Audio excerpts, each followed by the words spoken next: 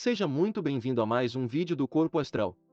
Dando continuidade ao projeto de leitura do livro A Gênese, de Allan Kardec.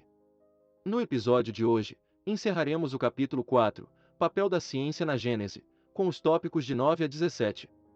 Se você quiser, acompanhe o livro enquanto ouve, isso ajudará no processo de estudo.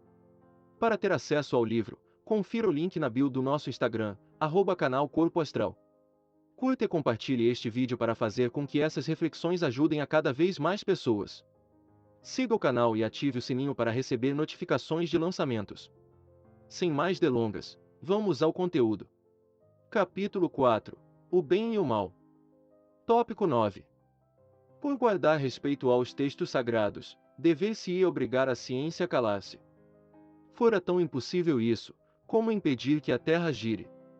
As religiões, sejam quais forem, jamais ganharam coisa alguma em sustentar erros manifestos. A ciência tem por missão descobrir as leis da natureza.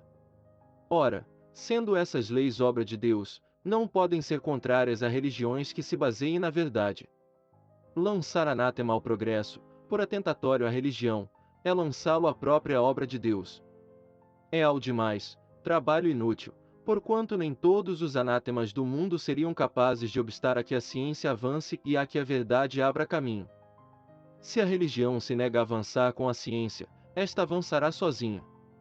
Tópico 10. Somente as religiões estacionárias podem temer as descobertas da ciência, as quais funestas só são as que se deixam distanciar pelas ideias progressistas, imobilizando-se no absolutismo de suas crenças. Elas, em geral, fazem tão mesquinha ideia da divindade, que não compreendem que assimilar as leis da natureza, que a ciência revela, é glorificar a Deus em suas obras. Na sua cegueira, porém, preferem render homenagem ao espírito do mal, atribuindo-lhe essas leis.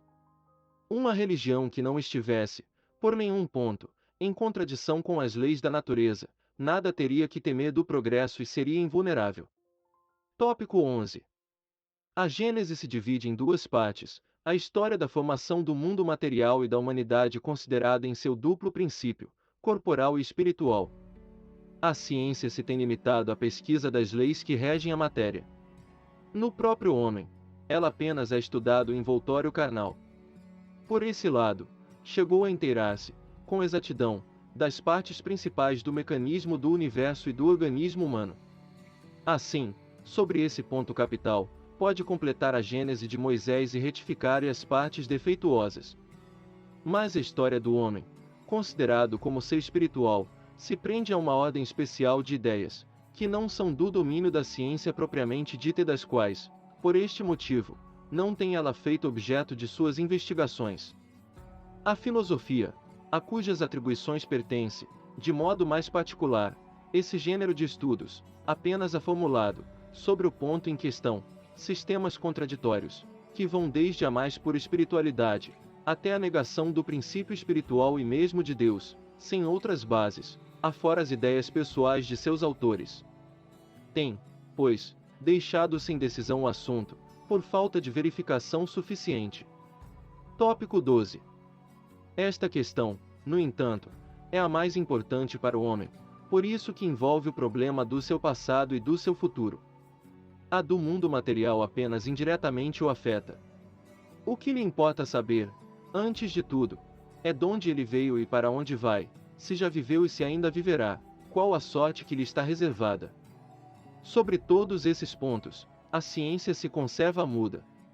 A filosofia apenas emite opiniões que concluem em sentido diametralmente oposto, mas que, pelo menos, permitem-se discuta, o que faz com que muitas pessoas se lhe coloquem do lado, de preferência a seguirem a religião, que não discute.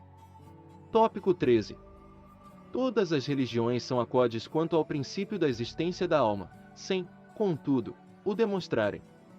Não o são, porém, nem quanto à sua origem, nem com relação ao seu passado e ao seu futuro, nem, principalmente, e isso é o essencial, quanto às condições de que depende a sua sorte vindoura.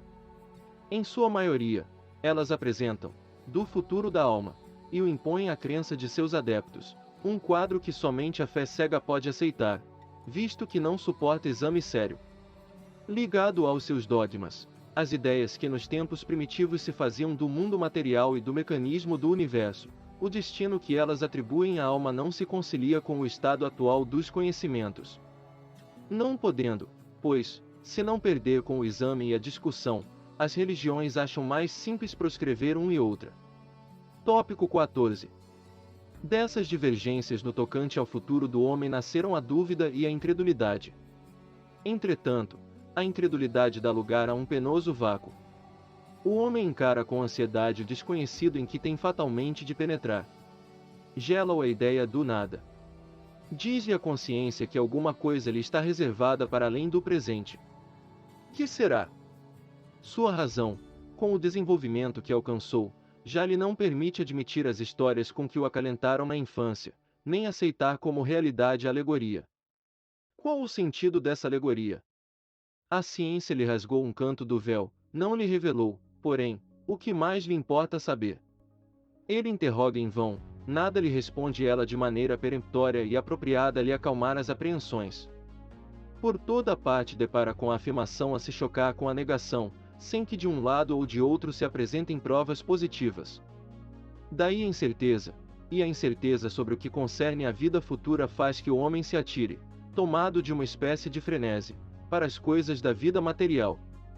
Esse é o inevitável efeito das épocas de transição, rui o edifício do passado, sem que ainda o do futuro se ache construído. O homem se assemelha ao adolescente que, já não tendo a crença ingênua dos seus primeiros anos, ainda não possui os conhecimentos próprios da maturidade. Apenas sente vagas aspirações, que não sabe definir. Tópico 15. Se a questão do homem espiritual permaneceu, até aos dias atuais, em estado de teoria, é que faltavam os meios de observação direta, existentes para comprovar o estado do mundo material, conservando-se, portanto, aberto o campo às concepções do espírito humano. Enquanto o homem não conheceu as leis que regem a matéria e não pôde aplicar o método experimental, andou a errar de sistema em sistema, no tocante ao mecanismo do universo e à formação da Terra. O que se deu na ordem física, deu-se também na ordem moral. Para fixar as ideias, faltou o elemento essencial, o conhecimento das leis a que se acha sujeito o princípio espiritual. Estava reservado à nossa época esse conhecimento, como esteve aos 2 últimos séculos o das leis da matéria. Tópico 16.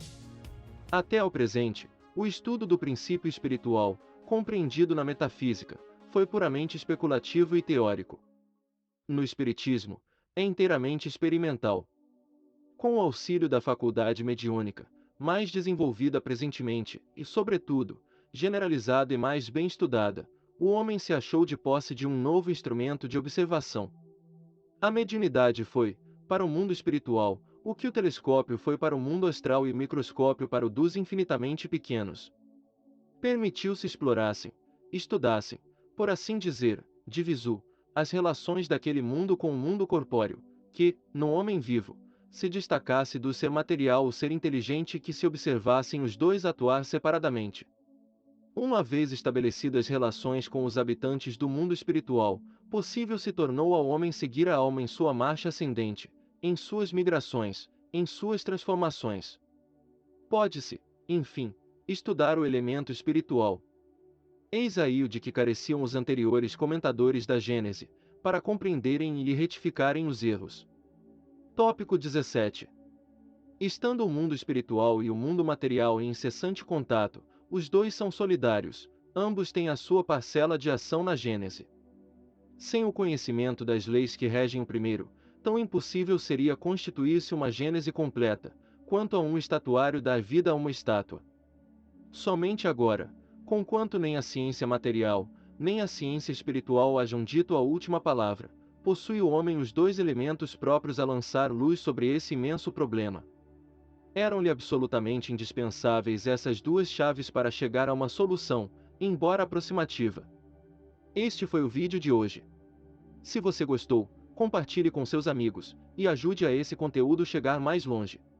Para mais vídeos, acesse nosso canal e confira nossas playlists. Nos ajude a manter o canal contribuindo com qualquer quantia em nosso Padrim, Apoia-se, ou no Patreon. Parte dos valores arrecadados serão doados para instituições de caridade todo final do mês, e o comprovante da doação é divulgado em nosso Instagram. Um agradecimento especial para Lisa Sophie Gruber. Muita força e paz para você. Até a próxima!